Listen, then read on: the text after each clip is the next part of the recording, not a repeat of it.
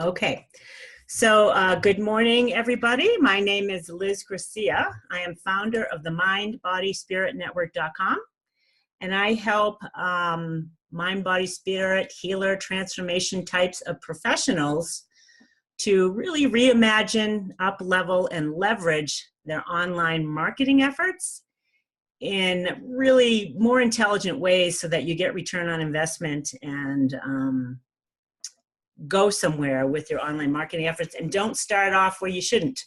I'm here to help you prioritize where you begin, and then when you're ready, you can move forward into more, active paid marketing strategies where you're generating leads every day and that type of thing. But most of the people that start with me are beginners, so we don't start into, online ad campaigns when you don't even have any idea how to communicate your brand, or if you even have one. So that's what I do. And every month we have this online marketing mastermind where we invite everyone to come on in and bring questions that they have about their marketing or business building efforts or branding efforts, any topic. There's no topic that's off limits. And everyone is invited to answer questions if you have experience on any topics that come up. So who has questions today? Does anyone have questions they'd like to ask today? You can have a show of hands, or I'm going to unmute everybody. Unless you got dogs barking, then I'm going to mute you. Of course, that would be me. My dog is barking. So anyone here have questions about their online? Oh, Liz, yay. Okay, unmute you. Hold on. There we go. All right, it's actually more about the business and kind of about online, but since I see that most people are, have their home thing set up, a home business. I had a business before this, and this was something I always struggled with, and I was just wondering if you had any tips or tricks to stay focused on your business when you're at your house. Because I walk out of this office and then I'm like, oh, I need to do the dishes, and then I need to do the laundry, and I should fix this over here. Maybe I should water the plants. And I have a discipline. I don't want to call it a problem, but I have a discipline thing that I need to focus on right now. So if you have any mindset tips, tricks, perspectives that you could share with how you stay in the business while you're at your house, that would be so helpful to me. Is there anyone here who would like to contribute to that? I was going to say, Lori, this is your cup of tea there, Missy. Well, for me, I'm an early bird, and I get up at 4 a.m. so I can do my yoga, and then I eliminate all excuses right from the get-go. The dishes are washed. If I think that a dirty floor is going to bother me, if I think that the windows need to be washed or the mirrors, whatever, I get all that out of the way. And then, Liz, what I have found to be very successful is I take a tea light, a Yankee tea candle, and that they say that it burns for 6 hours. Well, it really burns for about 5. Once I light that tea candle on my desk, that is a sacred contract to keep my butt in the chair until it goes out. You can't blow it out. It has to go out on its own volition. Whether that's a client day, I take 3 client days a week, and I take 3 writing days a week. It's a business. And I have on my door, I have a sign that I've had. My son is going to be 35 since he was 10. And it says, there better be blood, flood, or fire. So nobody interrupts me. So including myself, I respect myself enough that I don't interrupt me. So that sacred flame really means a lot. I'm a minimalist. I have a very small desk. I keep a laptop and a tea light, period, end of story, on my desk. And that I hold sacred. That might be helpful to you, but get up early and get everything off your mind, so nothing's niggling at the at the edge of your mind, and give yourself permission to stay in your chair until the flame goes out. Sweet. I love that. Thank you. That is pretty helpful. Yeah, goosebumps. That's really good, Lori. I need like a 12-hour candle. Right. That distraction thing it's a problem at home. I have the same issue going on, but I think when you get excited about what you're doing, that and you have more of it coming in, it's easier to keep the momentum going. It's just getting that traction for me. When I have the traction, I'm like, woohoo, off to the races. And my body, or my type, I have another suggestion. My type is a little bit different. I do like getting up, as Lori suggested, and having a morning routine where I'm not going to get up at 4 o'clock in the morning for no one, but just get up in the morning automatically, just like you go to the bathroom, brush your teeth, meditate, do whatever your morning routine is. But I don't use it all the time, but I do like to use it when I have something specific that I want to get accomplished. There's an app called the Pomodoro app, and you can just get it in your Play Store, and it's free.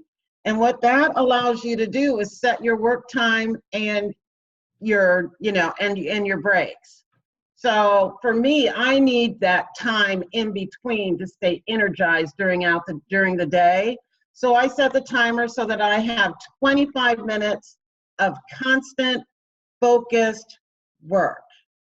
And then after that 25 minutes, I have 15 minutes.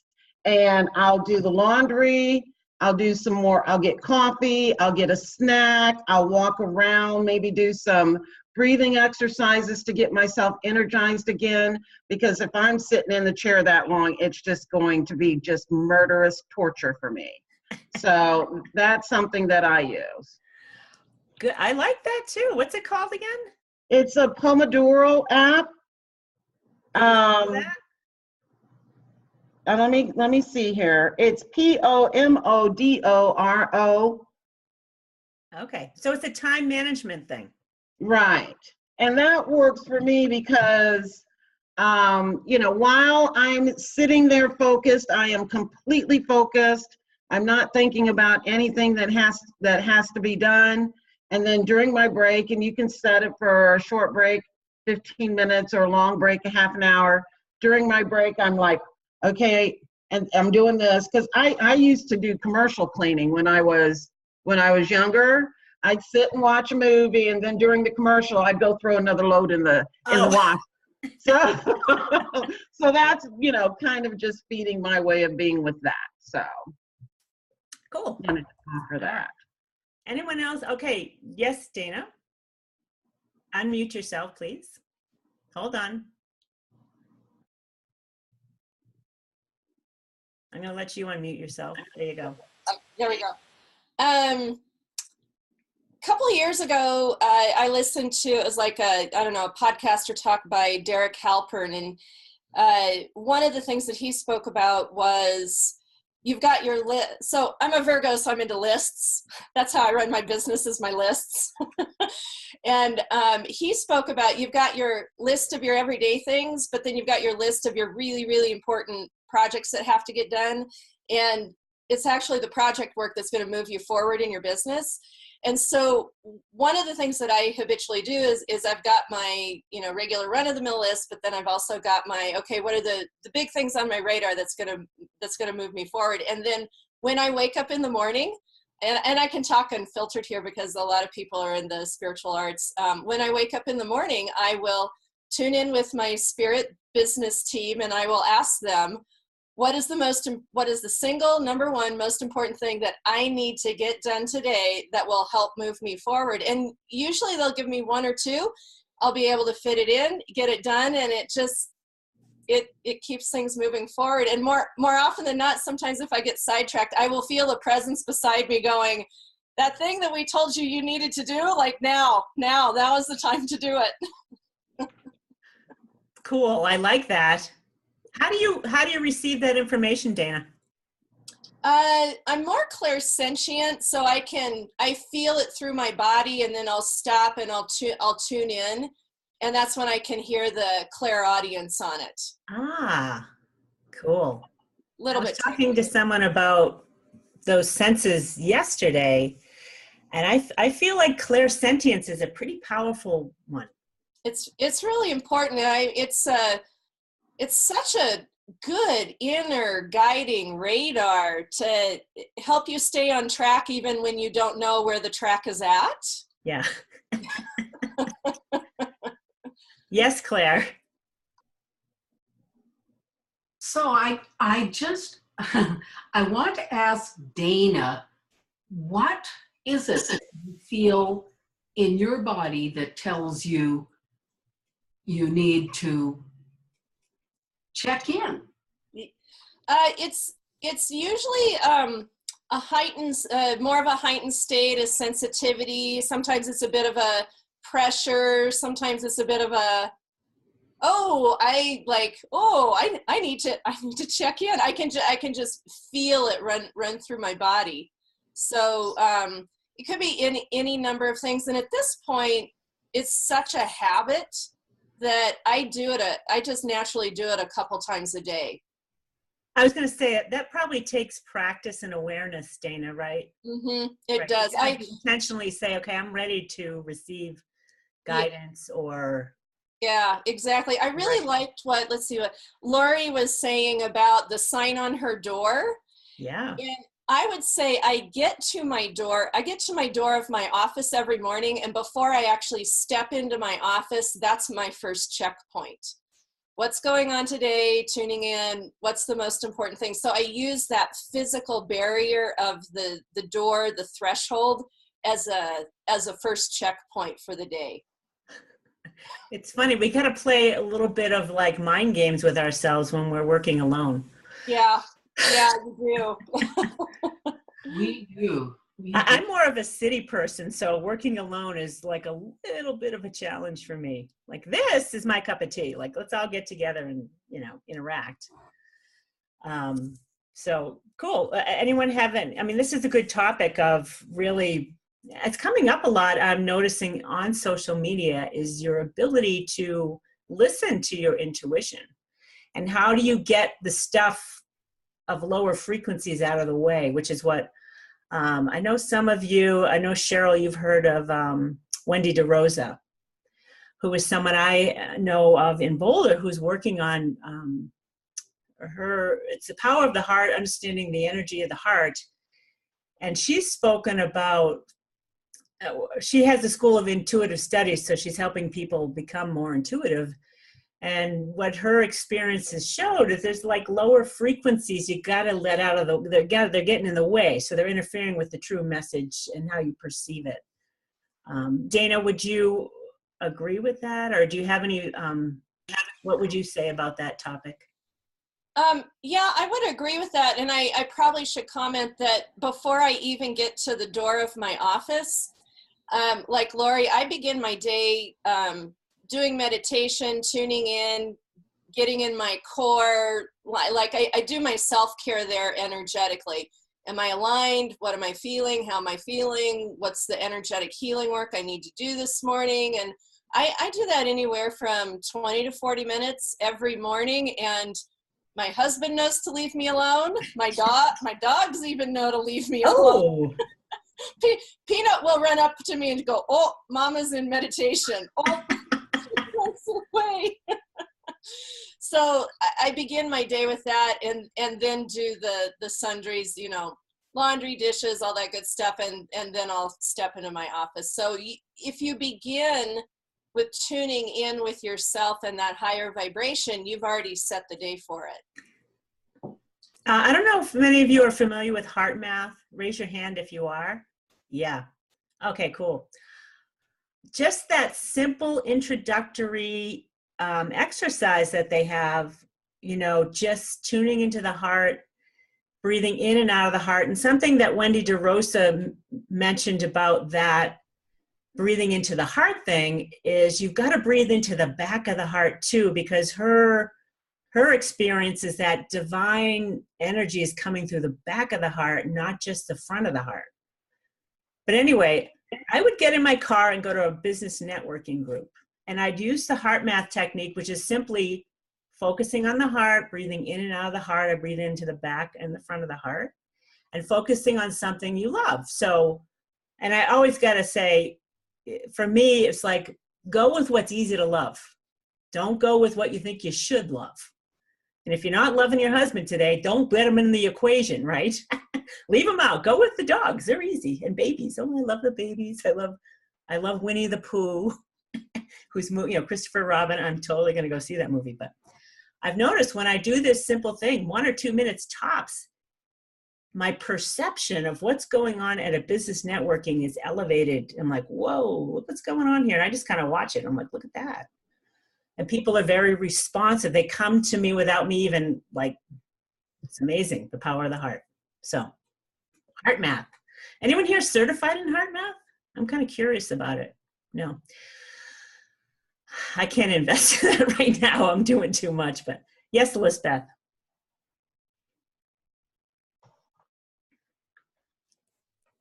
You guys all sound so cool and structured, and I navigate it a bit differently. And of course, I also use my human design, and it's one of the most important things for me is to keep my energy balanced at all times.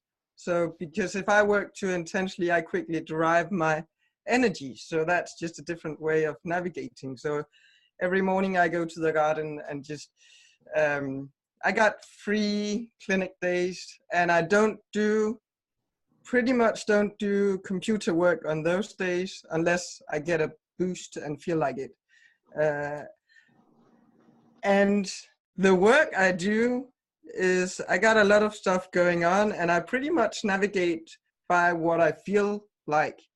I got like my major things that I'm moving on. And then I always got those in my mind. And then for the day, it's what's the most important now.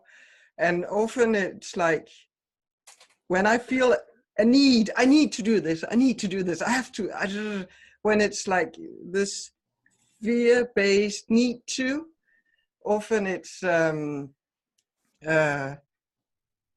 not needed. Then it's just needed to let that be for a bit.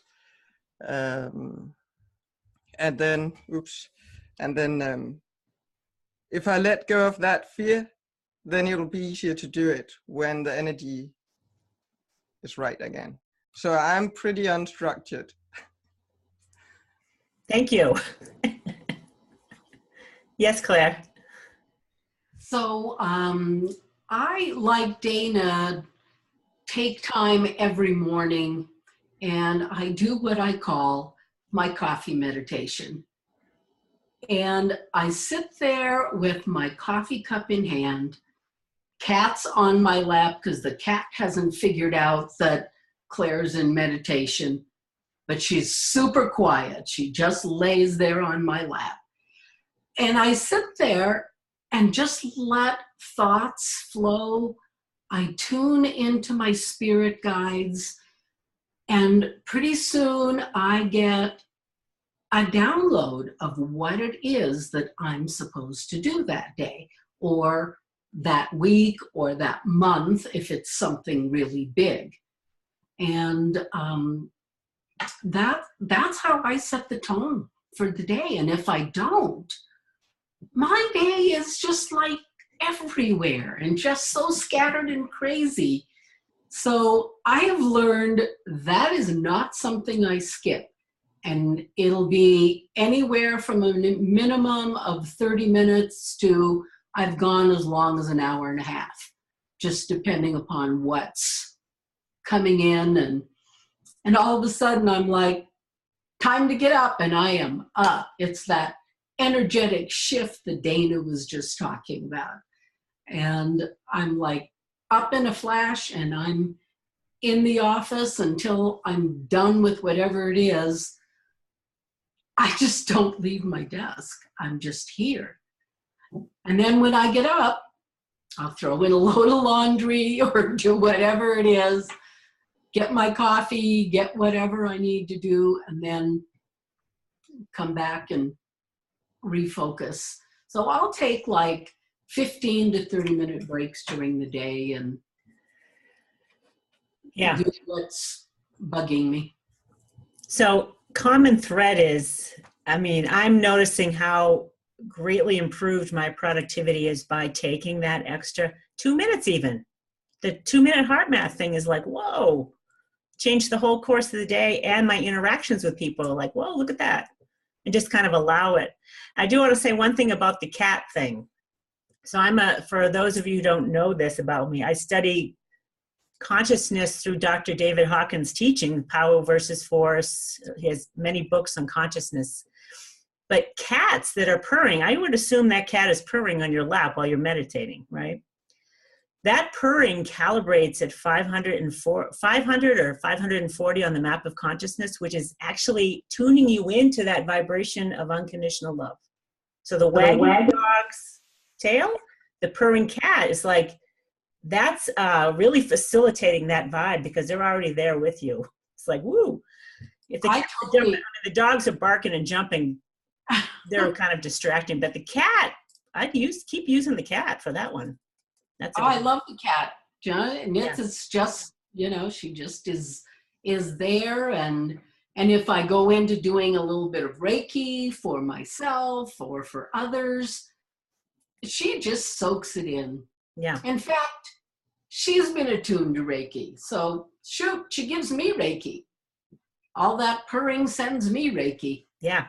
That's how I practice my attunements on my cats. Well, I have noticed an interesting thing about my dogs. When I do yoga or meditation, they're typically yappy. They're little yappy dogs, and they're going to bark at everyone that comes by. If I do yoga and or meditation before our dog walk, they don't react anymore. I'm like, whoa, look at that. So it's healing for your pets to be part of that. It's like, I'm feeling this because we're having a little trouble with the yappy dogs, and without my dogs, I'm like, well, and it's helping. So, because it's my head they're picking up on this. This is me. They're just reflecting. This is Liz's head. Yap, yap, yap, yap, yap. To an extent. That's my take on it. All right. Does anyone else have questions? Let's move on to something else. Anyone else have questions? And if you don't, I have an idea. Yes, Dana. I've been in business for 12 years. And, ever since the inception of Facebook ads, Google ads, I've occasionally dabbled in that area, but never really gotten a foothold or a toehold. And I'm continuing to feel this further and further tug of, I really need to learn more about it and master it in a way so that it actually works. And I recently actually had a friend who invested in a really big coaching thing, and part of their marketing was to market through Facebook ads. And even in that coaching program, she was not able to figure out how to convert through Facebook ads. And so the further I get into this, the more I'm like, is being able to convert on Facebook ads, is it a myth? Is there anybody who can actually do it? Okay, here's the deal with Facebook ads. And also, you energy ladies got to realize you have to align with it, right? You got to align with that intention and aligning with the appropriate audience. And I saw this great video with Oprah and Gary Zukav, and they were talking about how she became so successful is intentional alignment with every single show on any topic. Like, does this feel right? So you guys are all good at this. If you're gonna dive into Facebook ads, what's the intention of this? And map it out. The intention, first of all, is to align with the appropriate audience. Don't waste your money on people that are not even close, right? And Esther and Abraham have said, you're not the bridge for everybody. So kind of, use the intention. I don't have to be the bridge for everybody right now.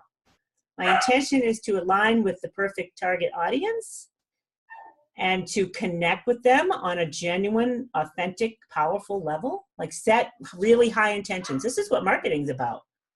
Target it. Even if it's small, so what? You want it, the more targeted you get, the bigger conversion and the better connection you're going to make. So use the energy of consciousness, of higher consciousness intention. And this is what Oprah's talking about. she was so intentional about every single thing she did. This is how she became aligned. So setting up a Facebook ad campaign is the same thing. What is the intention? And the first step in marketing is getting awareness. Like, you want people, you know, I got to let the dog out. He's going to bark all over me. I'll run. I'll be right back. Hold on. Sorry. If anyone else has comments on this, please chime in. Charlie.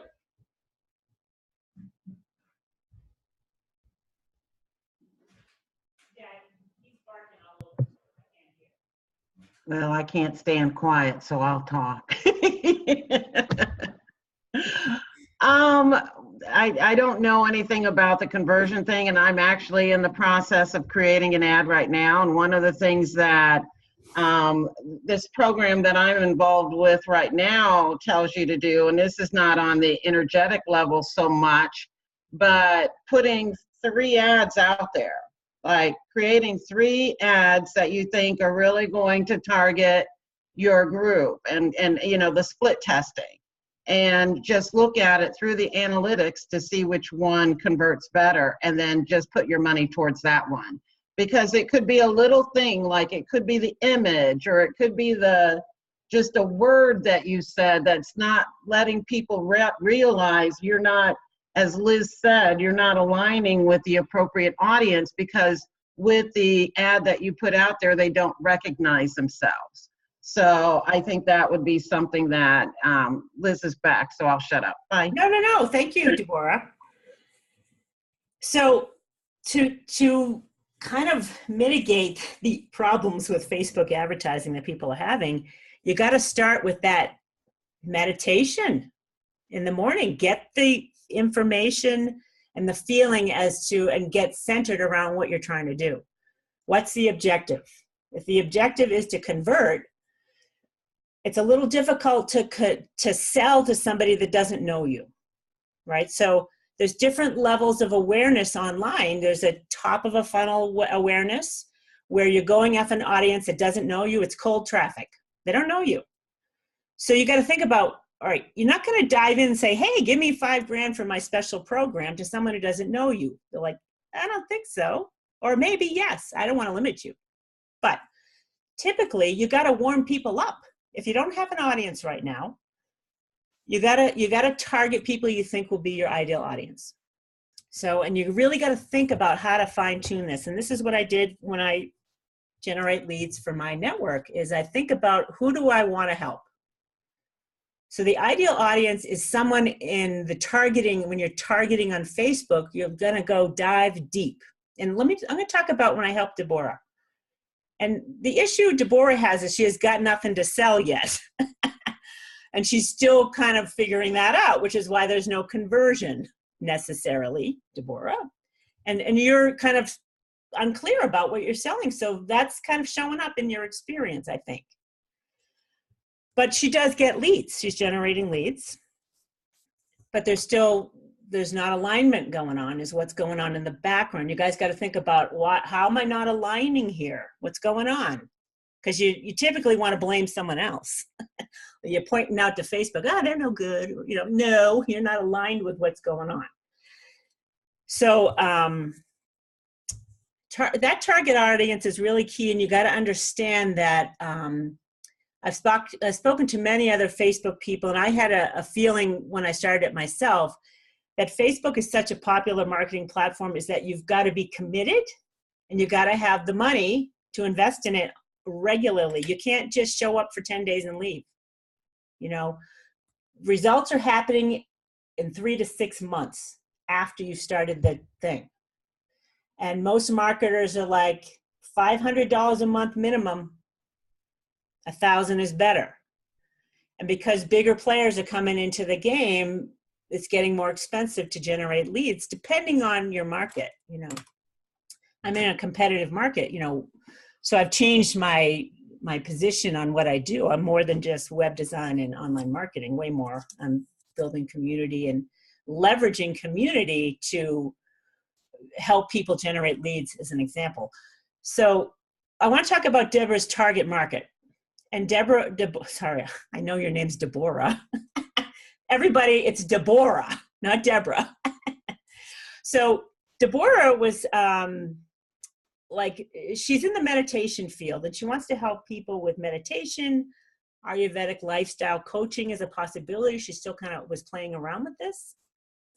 So when I went to create her audience, we're like, we definitely want people interested in meditation. However, I want to find people that follow Deepak Chopra, as an example. You want to find experts in their field already that you can kind of piggyback off of, though that may have changed with this new privacy issue at Facebook. I think it's changed that you can't, I don't know, I haven't checked it. So anyway, if you can piggyback off of somebody else's audience, like Deepak Chopra is big in the meditation, some big yogi would be another one you would tag in that, creating that audience. So there'd be a one level of demographics that you're going to shoot for. And maybe you've got women that are at a certain age group, at a certain income level, that follow Deepak Chopra. So you're filtering out. So here's the first level of demographics, which is basic demographics. And then you're going to say, and they follow Deepak Chopra, as an example. And there's a third level of filtering that says they have a propensity to buy online classes. We're getting super targeted now. You got to get super targeted. You can't do the shotgun effect, or you're not going to get results. That's the first step. And conversion rates get better and better and better as you fine tune that market. And you may be discouraged that the market's too small, but that's okay. Although Facebook could tell you it's too small too, and that's another problem because you got to expand it. Laura, you've done this. You've seen that. Some targets are so small, then you're not going to get visibility. So you have to expand it a little somehow to start getting in there. So that's the first step. And typically, I don't necessarily do 3 ads, though you could. You can do 1 ad with 5 different images just to start the first step. Which images are responding? And typically, when I do Facebook ads, I'll use 4 to 5 images, 1 to 2. 1 is outstanding every time. It's like, done, all right? So now you have the first step. You find the image that works. Now you can test the headline, the copy. You have to keep 1 item at a time isolated. You can't test everything at once because you don't know what's changing, right? And typically, image enough. I get enough response just by changing the image if the copy's good. But you can definitely keep fine-tuning it. But for beginners, that's a lot to ask of you. But you can certainly do it. All right. So that target is key. And when you start to understand the analytics that are coming back at you, Facebook gives you a relevancy score, which is telling you how relevant is your message to your target. And you want to hit above 5 for sure. I've been hitting above 8, 9, and 10 because I'm getting, that's telling me I know how to target, which is good. You want to get that relevancy up there so that you're hitting the right market and you're not wasting money on speaking to the wrong market, right? So there's more to that. So essentially what's going on is you've got to this is what branding is about. You've got to get visibility in the market. You can't show up for 10 days and think anyone's going to get to know you that way. You got to decide I'm committed to Facebook marketing. I'm committed to building a brand. I'm committed to being visible and present. $500 a month minimum right now. It could have changed with this privacy thing. 1,000 is better. And I actually hired a company to help me, and they started me off at $1,100 a month. And it took 3 months to start to get traction.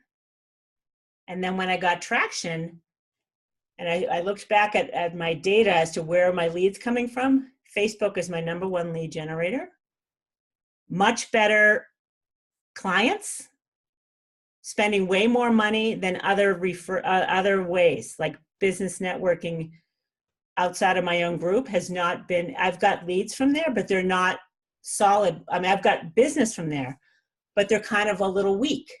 They're not as strong as my Facebook ones. So I think that initial energy work, intentional work, heart-based work to reach the client that's going to benefit from your service and aligning with that, who is going to you want win-win clients, right, Lori? You've done enough coaching. You want to align with people that it's a win-win for both of you. You're loving your client, they're getting results, they're loving you. You don't want the garbage. Clean up your energy so you get what you want. And you may be afraid. You're like, oh, you got to think about what's a client worth to me? Like, what's a lead worth? So you got to kind of do the backward math. Like, what's the average client look like for you? So let's say maybe you have a package that's worth, $2,000 or $3,000, something like that. And then they're recurring revenue. You got to figure out what's the lifetime of a customer really look like and how much are they spending, and kind of average that out. So let's say, like for me, my average client is, let's call it $3,000. It's more than that. So I look at it like, oh, what's a good rate of spend on advertising for that? 10% is kind of high, but I'm willing to do it. I'm willing to go 10% at the high side. So I'm willing to pay $300 for a customer at the moment. Just as an example, I'm trying to keep the math simple, all right? 5% is a better rate, but I think you got to go higher than that to get off the ground, and it'll improve as you get better at your marketing and optimization. And it is 10 o'clock, so if anyone has to go, feel free, but I'm happy to stay and talk about this. So you got to do the math. So simple math. All right, they'll easily spend $3,000 with me. I'm willing to pay $300 for that sale. And let's say I need 10 leads, solid leads in the right target market in order to get one, right? So we're doing easy math. So if I have 10 leads and I'm willing to spend $300 to get one, it's going to cost me $30 a lead. So I think Deborah, it depends on the market you're in, we were spending like $7 to $8 a lead. So I think when she finally gets her package together, she's going to realize that, she may be willing to go higher when she understands the math. But you gotta be in the game. You gotta align with the intention. You gotta align with the marketing platform and your audience. And then it's just practice. And you gotta stick with it. Even the Madwire, when I hired them, they said, Liz, it could take 6 months. I'm like, all right. And it took 3. So they're, hedging their bet. They've done it enough. And I've spoken to other people that do way more Facebook marketing than they are, and they said the same thing. $1,000 a month is when you start to see results. So, and remember, you're not throwing away you're not getting nothing. You should be getting leads every day. Absolutely, if you do it right. And if you need help, that's what I'm here to help you do. Set up that Facebook funnel so that it works. And make sure you're using a lead magnet that makes sense. So, this is where I begin. I begin all of my new clients, and anyone, even if you're not a client, I'd say, you got to understand what's going on online. And I start off, I'm a search engine optimization person, specialist. So I make sure I know what people are looking for. So the first step for anybody, and this is what I do with everybody, is I do keyword marketing research. Let's look at what's out there. What are people looking for? And it's beyond what you do. It's beyond, like, for example, Reiki healing. Certainly people are looking for Reiki, but more importantly, what problem are you solving? You got to look at that. Not just, I'm a Reiki healer. Okay. What problem are you solving? And then I look at problem areas. And I just did this for Liz Bigger. Anxiety is huge. It's a huge problem. Even more so than depression. So I think it was anxiety, stress, depression, right, Liz? Does that sound right? Anxiety, like heads and tails, like double everything else. So when I asked her to make, and chakras is a big thing, huge. Chakra healing is big. So when we're talking to Liz about this, we're like, you don't want to create a lead magnet on Facebook with no awareness of what the market wants. You got to know. And it's a huge mistake to dive into Facebook with something you think is going to be a winner unless you have experience with it. You know that people respond. Yes, Lori. To pivot off what you just said, it's more than what you do. 3 of the things that I do, I go for bankruptcy, alcoholism, and addiction. Oh. So that's really big, but that's what people are looking for. And I don't know, I brought this up on my phone. I don't know if you can see it. That's my ad, $1 a day, perpetual ad, and it sells 3 books a day. So for $30 a month, I sell 3 books a day at $16.95 a piece. It way more than pays for it. So I'm only spending $30 a month. Where? On Facebook? On Facebook. Facebook ad. It's a perpetual ad. It's a perpetual ad that I keep going. And I have, for people who follow Julia Cameron, for people who are interested in yoga, meditation, self-help, and then I go for bankruptcy, alcoholism, and addiction. And I only spend, this is the simplest ad. I created this myself on Canva. There's a picture of my book. It simply says 2016 Forward Indies Book of the Year, Offload Baggage, Trade Up to Joy. And even though it's won 6 awards, I put the most important, I just took a photograph of my book with a sticker on it, period, end of story. This is loved. And That's awesome, Lori. I changed the background. Right now you see brown and yellow because those colors are pretty much across from each other on the color wheel and they complement each other. But I'm all about a big ROI without investing $1,000 or $2,000 or $3,000 a month. And as a minimalist, this is I can put a lot of energy behind $1 a day. I can put a ton of energy behind $1 a day. So I did have to do, I tested 4, you could see on the reports what one was most popular. This was the most popular. My title is Close the Gap Between Where You Are and Where You Want to Be. That hits people, specifically women, who filed bankruptcy, are alcoholics or addicted. And it works. It works. Quick question. I didn't know you could do $1 a day on Facebook. You can do $1 a day on Facebook, and remember, it's a perpetual ad. So do you have to tell, is that a selection in the creation process that says it's a perpetual ad? What you do is you just do your choices, your $1 a day. And then when you get to day 28, you have to be really good on your calendar. You go out there and you run it again. And then on day 28, you go out and run it again. So you're the perpetuity, you're the perpetualness. It won't do it for you because they're just going to charge they'll just keep charging your account. I want to be in control of that. I do think there is a perpetual button, but I am my perpetual button. So you want to have that on your calendar. Okay, so help me here because I've never come across the ability to do $1 a day ad and get any coverage. It works for me. And okay. You know what? I am not mixing it up with Boost. Boost is different. Boost, when you boost something, you don't get to put in your bankruptcy, alcoholism, addiction, Julia Cameron, yoga, meditation. So it's definitely an ad. I've tried Boosts as well. Boosts, though, Facebook typically takes my boosts and sticks them over on Instagram, which doesn't work for me. I do a lot on Instagram, but that's different. That's complete. I've tried advertising. I've tried Twitter. Those don't work for me, but my $1 a day sells 3 books a day. That's awesome, Lori. So that's you're a line there, woman. I don't know why when I create ads, they're like, you can't do $1 a day. It's a $5 minimum now when I create them. Well, maybe I'm grandfathered because I just keep going out on day 28 and keep saying again and again, because I've been doing this since November of 2016. So I'm almost 1 month into my second book now, what you're reading, The Business of Being. I won't start hitting ads out there. I will give it 90 days because right now it's just a snowball on its own. So I don't need to put any money behind it. It's going like crazy. At that 90-day mark, I'll go out there and set up a perpetual for this, and I'll see if you can do, I don't know what it is now because I've just been staying with that same ad since November of 2016. That could be a grandfather thing. I'd be interested to know, Lori, if you could let me know.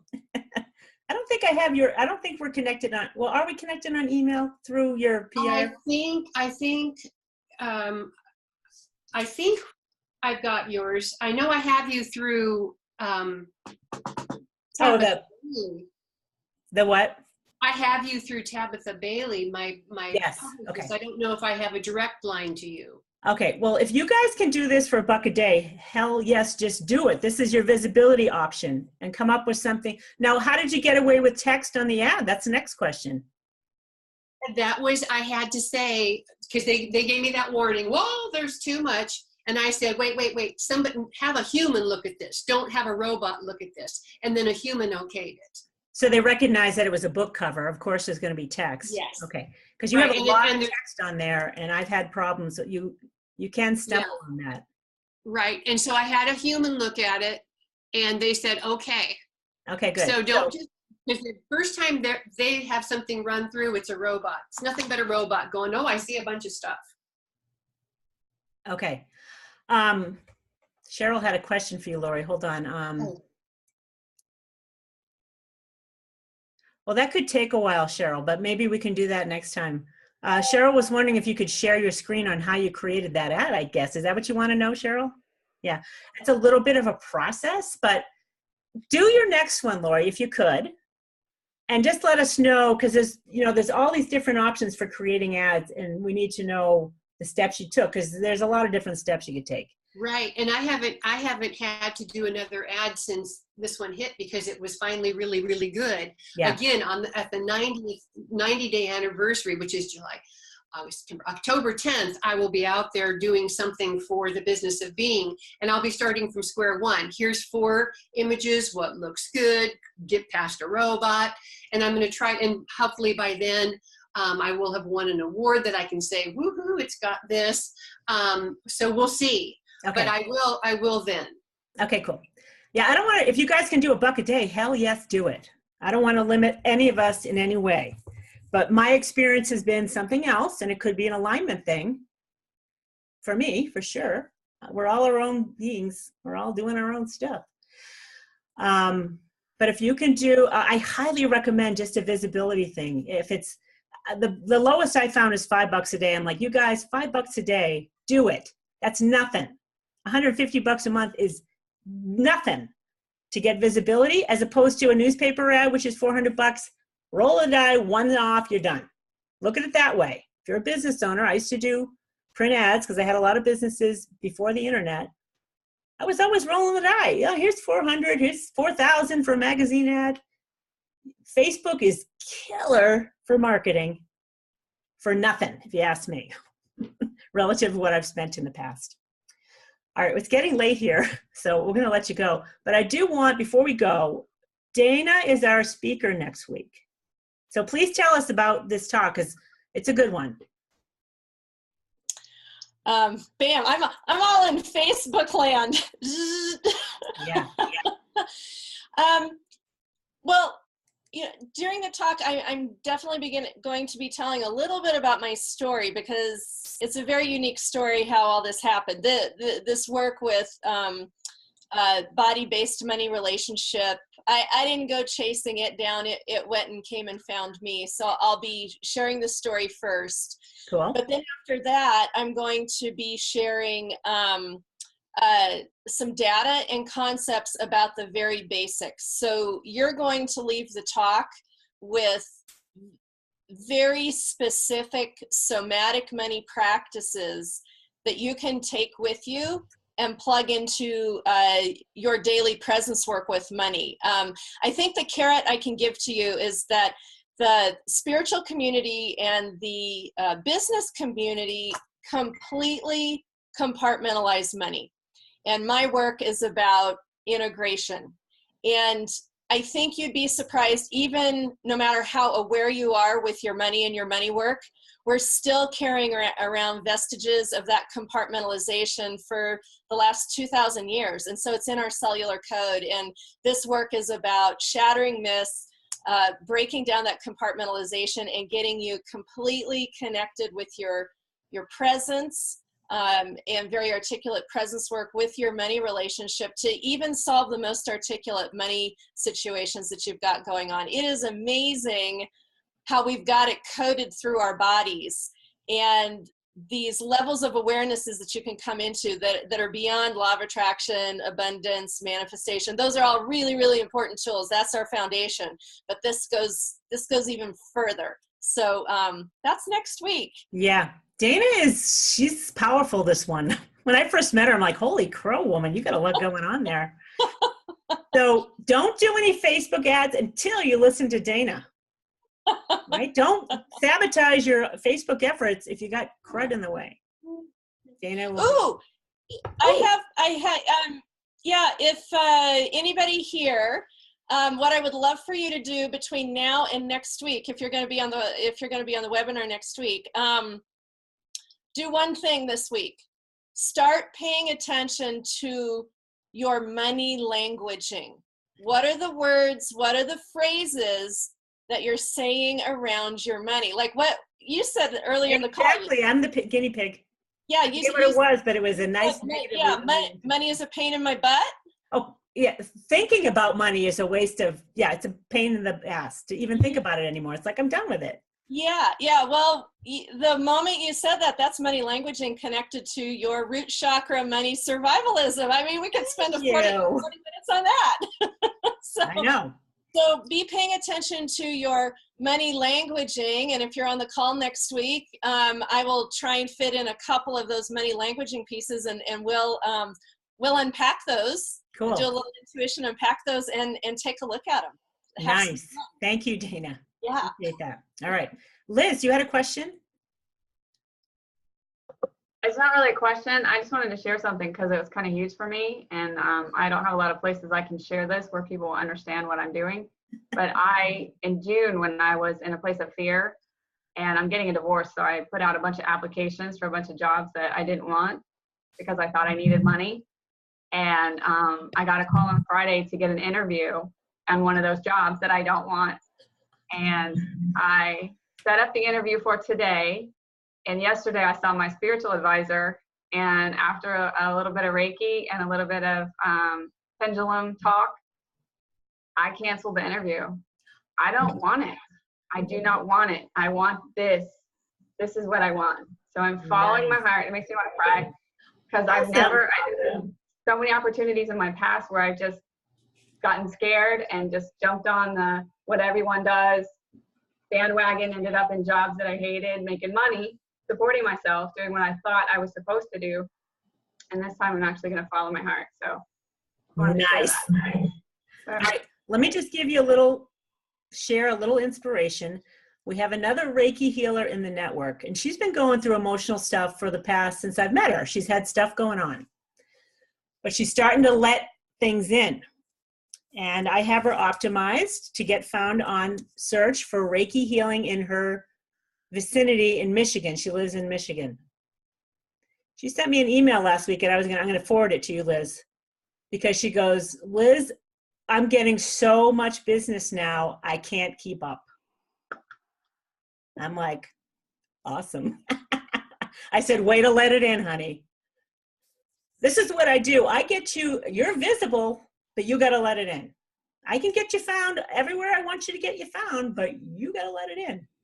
And you're already there, Liz. I'm already feeling you're way ahead of where she's been. That's what I feel. So just like let it in, because now you're saying yes to it.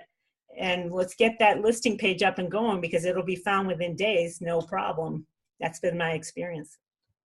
So I did want to share one other thing. Oh, what, Liz? Go ahead. What'd you say? I was going to say, this is my focus now. I'm not going to manifest any more fear-based things.